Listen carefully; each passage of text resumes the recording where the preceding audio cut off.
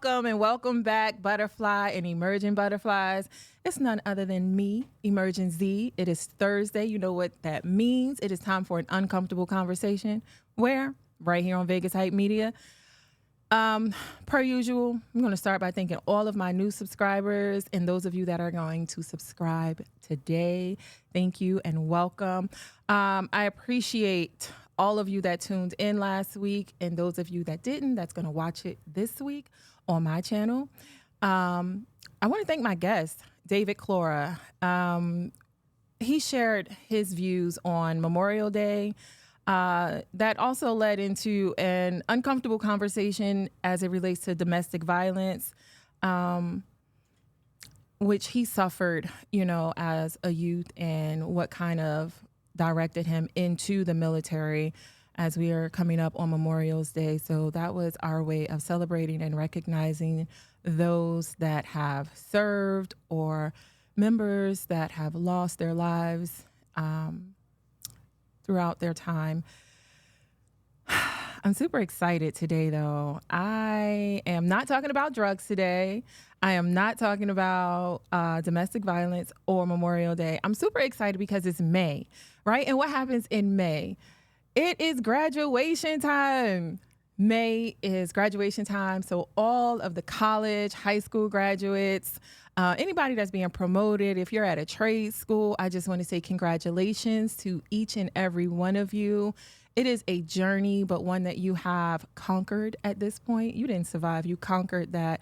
You did that. So I want to say congratulations and shout out to all of you beautiful, amazing people that have transformed into your new butterfly selves. So this episode is dedicated to all of you, right? And as we move into this week's guest, I want us to always keep in mind and remember that sharing your story, it is your story, and there should never be any judgment from anyone else. So I ask that you receive today's guest with an open heart and an open mind, right? And allow them to speak their truth and receive their truth, whatever that truth is, without judgment, okay? They should be able to come here and relinquish all shame and guilt in sharing their stories in a tranquil, peaceful place. That's what this Uncomfortable Conversations is for. All right, so my guest today is a first-generation debt-free graduate.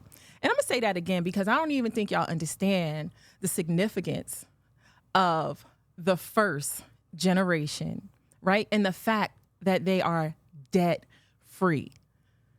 I don't know about y'all. I got a whole master's and I owe the government about 120, 40 something thousand odd dollars. So it is beyond a huge accomplishment to graduate first in your generation for your family, right? But to also do that debt free. That means that you're not in debt and your family isn't in debt. It doesn't get any bigger than that. So I want to introduce you all to an amazing young woman, Miss Nila Bands. Welcome. That's not her last name, y'all. Happy to be here. Happy to be here. Thanks for that lovely introduction, Ms. Zakia. Yes, I'm so excited to have you here. Again, like I said, Nila is, her last name is actually, say it for me, Addo. Nila Addo. Nila Addo. And where are you from, Nila? Where's your family from? Let's start there.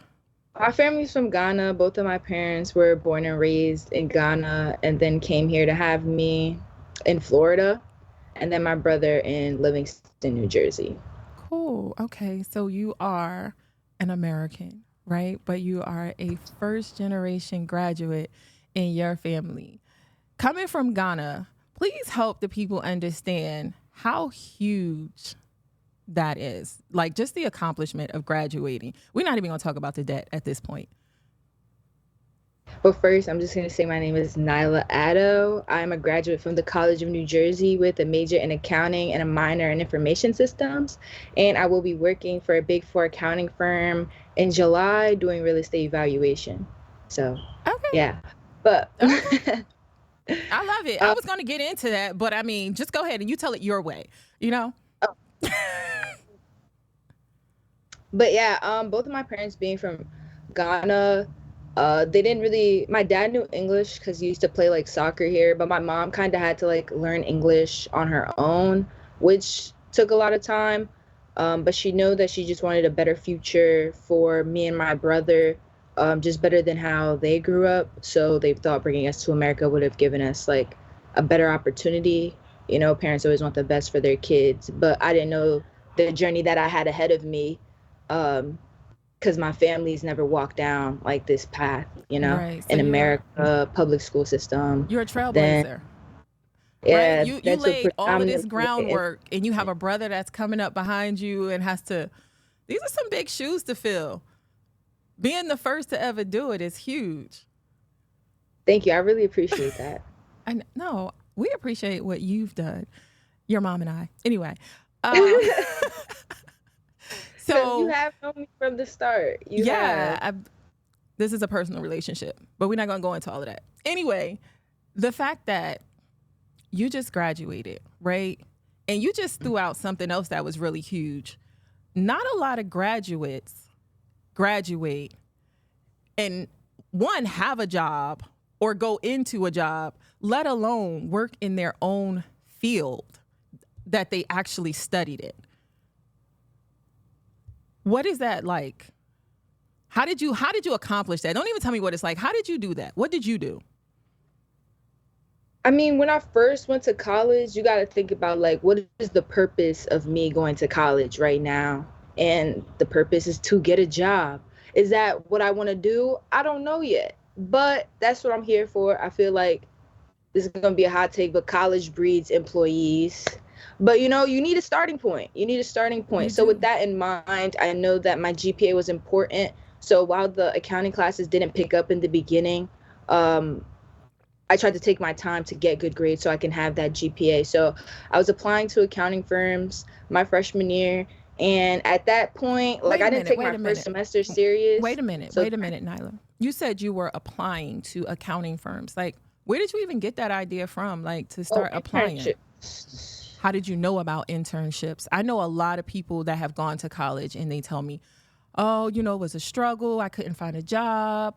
I didn't know anything about. Where did you get this information from? Like, who was telling you, or did somebody tell Oh, you? yeah. I was part of an organization on campus. It was called National Association of Black Accountants. Mm. So freshman year, they took me to a conference, fully paid for. I didn't know what to expect, but it was a lot of like a networking event, people asking you questions about what you want to do, people trying to get to know you. Some were like interviews on the spot. You were in like sessions all day talking about professional development. And then I realized that showed me that the next step from here is to grow professionally. And you grow professionally so you can get an internship, What so you does that can get a mean? job and stuff What does like that that. mean? Because to some people, that's just like a word. Okay, grow professionally. But what do you mean exactly? That was big for me because I didn't really know what that meant. You know what I mean? I'm from Union, New Jersey. My school is very diverse You're from to Vauxhall, me. but go ahead. I'm sorry. Continue. Uh, and like when you're in college, like I'm talking how I talk, I didn't know what code switching was. I didn't know what an elevator pitch was. I didn't know like how to do my resume and stuff like that. And I realized that that's really important to your future. And that So organization I'm taught me that. I'm gonna go back. Okay, so the organization, that was the first time you ever heard of code switching, elevator pitch, resume. Yeah, and it took me a time to even put myself out there to find an organization that was like, what are the chances, like me being a black accounting major, and there was only two in my year at the time, To that what they and had a whole little organization to what? for black accounting majors out of like 80. There was only You like went two of you went us. to what school again? The College of New Jersey. And there's roughly how many people there? Maybe like roughly I would say like maybe like 6,000. It's not a very big school. 6,000 is not big. Okay, it's big to me. But you said there's exactly how many black accounting majors when you went? There was two when I was a Is that freshman. including you? Yes. How many of you actually graduated on time this year? What is it, 2 weeks ago you graduated? A week ago? It was maybe about like 60 of us out of, 60. and we started with like maybe like Wait, you saying close 60 to 100 graduates total in accounting. in accounting? How many black accountants, I was excuse me. the only black accountant to graduate in 4 years. That's dope. I'm super excited and proud for you. Again, I know what that. Making that was really big for me, being the only like black person in all of my classes, with all white or like Asian counterparts, Mhm. who were already like friends with each other at the time. So they had each other to help them out. So that's what led me to this organization when I realized, oh, there is like one or two people that look like me that are doing the same thing, although they are like in years above me. Right, because I was getting So ready to ask you, able to like, help what me does out. that look like for you? Like, how much of a struggle was that for you to be the only person that looked like you, felt like, I mean, you would feel isolated, I think, personally. Yeah, How were you able yeah. to make it through, push through that? God.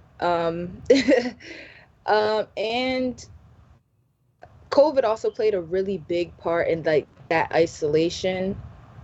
But how did I push through? Advisors, support, like having that little community with NABA, National Association of Black Accountants. And then also just going to my advisors and like little time. Like I remember at a group for my IT, and they said we had to make groups, and everybody had already like made their groups, and I was just kind of there like, can I join? Like I went to the person next to me. I was like, so can I join your group? And he was like, oh, we have someone else coming. She's not here today, but She's and I not was, here. You can't join in. She's not here, but you can't. yeah, and I was just like, I actually cried that day. I did, because I was just like, I Oh, hate having to like go out of my way to like, and like this is a grade, and it's like it feels like nobody wants me in their group. But like imposter syndrome was big. talk It took about me a while to imposter overcome that. syndrome really quick for me because I don't think that everyone that's watching actually knows what imposter syndrome is. Share your It version of imposter syndrome, please. For me, imposter syndrome is feeling like you don't deserve to be in that space. Like you don't feel like you're there, but like maybe it was by chance or maybe it was by luck. Like, So you felt like you was fronting for yourself, like yeah, I felt I'm like not it really was supposed like to I'm be here. here, but like I don't think I'm really supposed to be here, like in these spaces. Like, am I really meant to succeed in these spaces? You know what I mean? That's what it felt like to me. Did it make you want to quit? It did, but like there was just something in the back of my mind. Like I always kept my family and stuff in the back of my mind. Like it's gonna be a hard, but like after that day, I went to go cry, and then I emailed the professor. I said, "Hey, professor, can you just put me in a group because me trying to make my own group is not working out." Like, so shout out to my advisors, that like my EOF advisors that helped me to like push me out my comfort zone, continuously pushing me out my comfort zone to do things that I didn't like to do, but I had to do because you needed a group for the project. You can't do it by Right. yourself. That's just what it is. We have to be comfortable with the uncomfortable, right? And Being it's able to hard. have those conversations, being able to swallow all of our pride. Lord knows we carry some pride with us, right? And our big egos. And it's like, I need this. This is the only way. And you did that by Yeah. yourself, might I add, by yourself. And I say by yourself again because you were the only one like you going through what you were going through in that moment. I, Yeah. I want to talk about your personal network, your friends outside of college because you were there by yourself. Did you have any friends that you graduated high school with that ended up going to the same college as you or any other college at all? Um, I have one friend, excuse me, from Union that ended up going to the same school as me, but she was in public health, and so like our schedules or paths like never really crossed like that. Um, until junior year when I joined this business frat, and she happened to be in the business frat. Yeah. And You then don't I have sound a really really close excited about that friend. conversation. Yeah, because yeah, I joined the business frat junior year post COVID to like step out of my comfort zone and like to network with people that I wouldn't have networked with otherwise. So yeah, I did like this process to join Alpha Kappa Psi. Um, and most of the things on campus are predominantly white, but being a part of this business frat kind of gives you those connections that you didn't really know you needed just because you're a part of this same organization. Mm-hmm. So that's something that I stepped out of my comfort zone to do just because like it could possibly help me somewhere in the long run. Somewhere And I in the have made future. some good friends from it. So Right. So you said you were in school during COVID. What was that like? Did they close your school completely down? Did you have to go back home? Was everything online? What did that turn into for you? so COVID happened my freshman year, post spring break. They were like, you Oh. go to spring break, don't come back. Yeah, like this is getting too deep. Like, come get your stuff, finish the rest of the semester online. Sorry about that.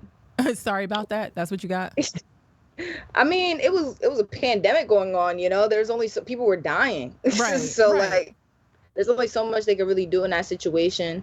Then the next semester, sophomore spring, it was also online. I was at home. I won't forget that either because my laptop like croaked on me. So like it like kept shutting off every time I would open a program Uh-huh. and I needed to do a project. So then I had to go and buy a new laptop like the next day to do this project, to do that on time. And then sophomore spring, I went back to campus, even though all of my classes were online. So I did like all of my classes online in my dorm room. And I had a job with pandemic unemployment that was also online. So when I tell you I was just Wait a minute. stuck You in had a like job no with pandemic unemployment?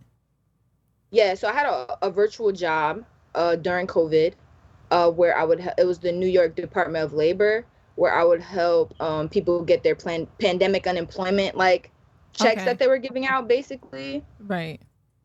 So like I was always on the phone like, how can I help you today? Hi, my name is Nila Addo. You know, they tell me what they got going on. I'm gonna see if I can figure out what the problem is, like what's the hold up on their money. So I would do that in between my classes, Okay. and that ended at 4 every day. That's So really like just dope and imagine me in interesting. this room by myself, wake up, take my class, get out of class, hop on work, like all in my bed because I didn't even have the energy to get up at this point because everything I'm doing is on my laptop. So you're just rolling over into the office? Yeah, for like weeks on weeks. And let me tell you, that could take a toll.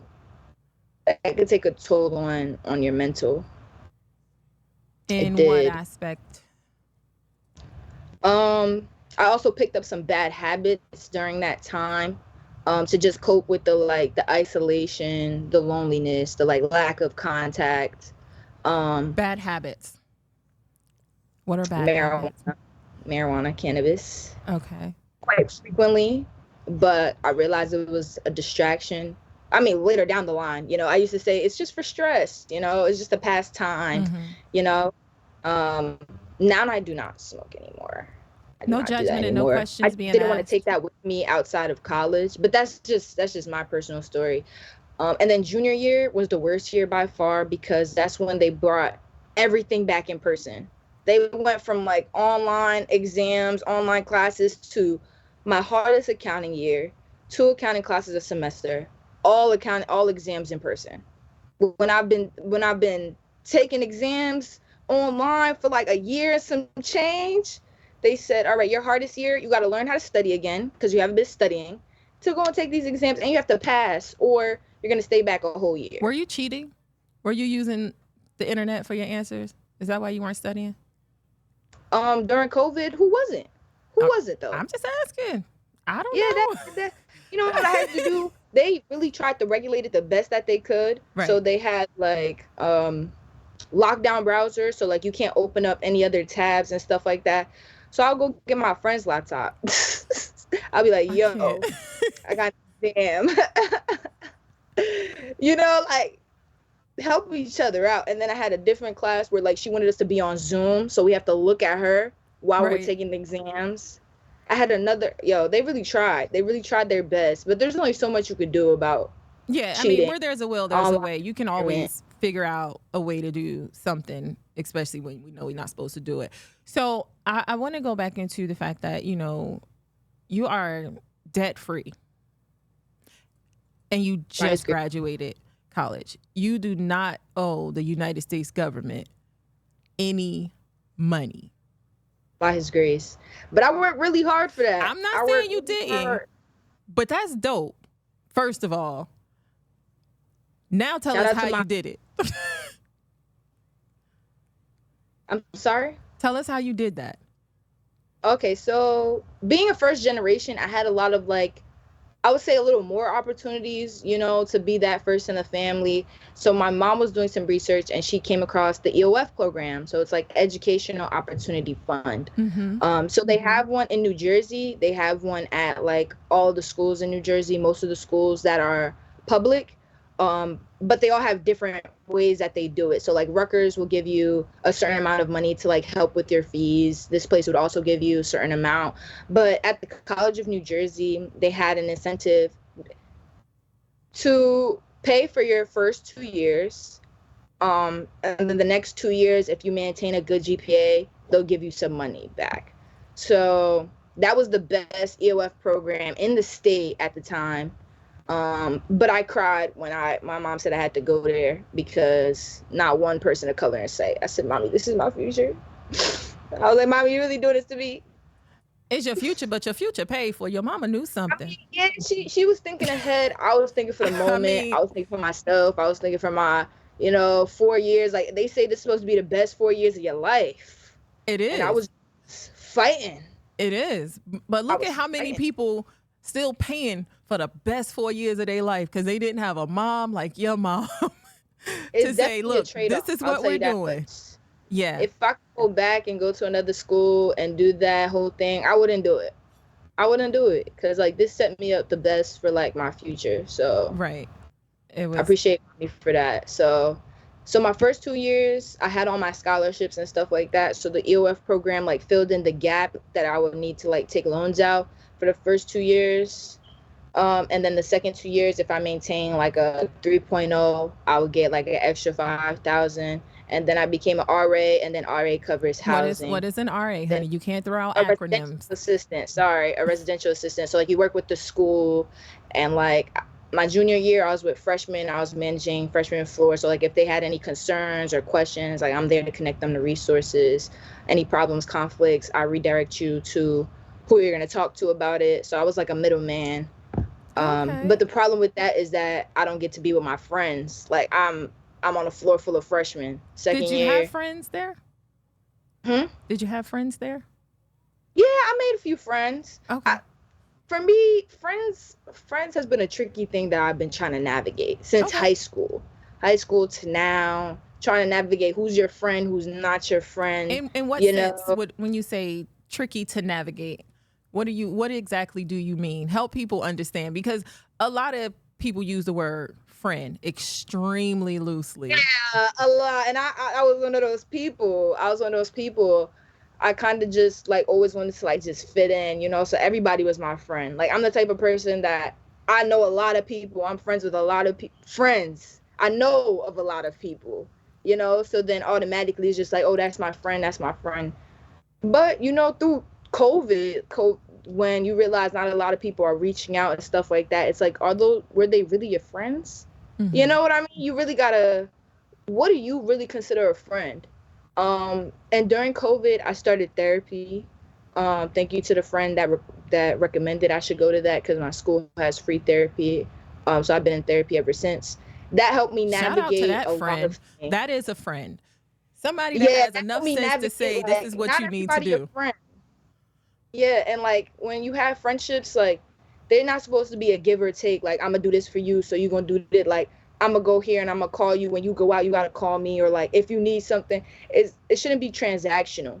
It should be like, I genuinely care about this person. This person is generally a good person, and if I needed them, they're reliable. You know what I mean? Navigating that, let me tell you.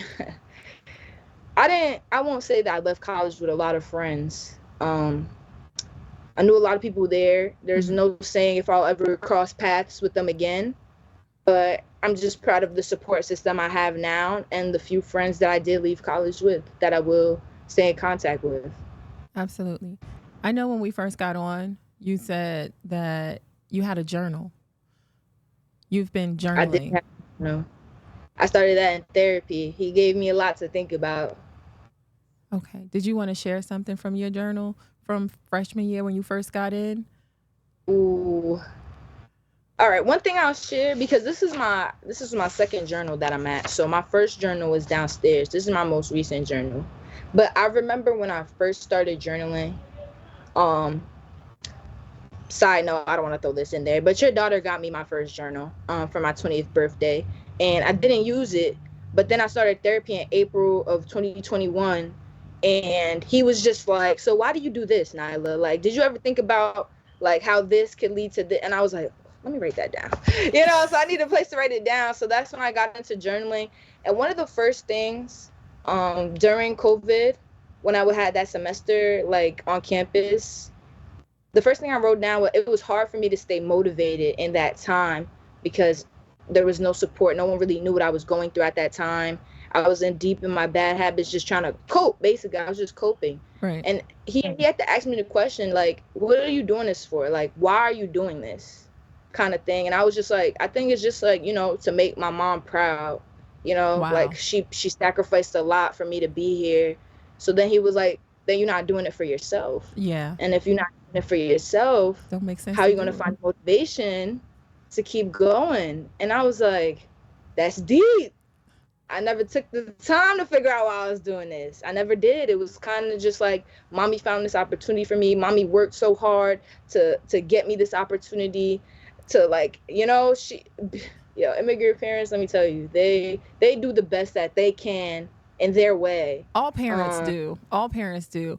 But with that statement and what you just said, we certainly work hard and we provide the opportunities that we obviously think and see are opportunities for our children. However, at the end of the day, had you stayed on that path without going to therapy, without receiving that trigger, what are you doing it for? There would have been a ton of resentment and Exactly. anger He and said the animosity, same. things that would have been built up. And, you would have been excited about the opportunities that your parents afforded you, but it wasn't your journey because you didn't have control over it. You were doing it for someone else.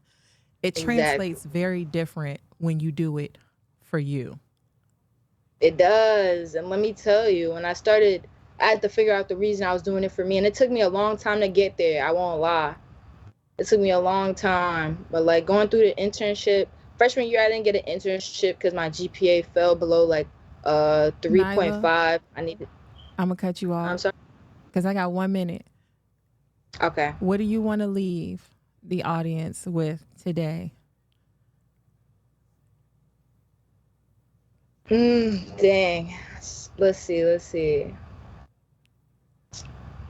Figure out why you do things and find a reason to do it for yourself. You're stronger than you think. And when you're put in spaces, you're there for a reason. Everything's for a reason. Know that, trust that, and believe that. Absolutely. Everything is working for you and not against you. Thank you. I appreciate you being here, Miss Nyla. You are not going to hang up. Butterflies, emerging butterflies.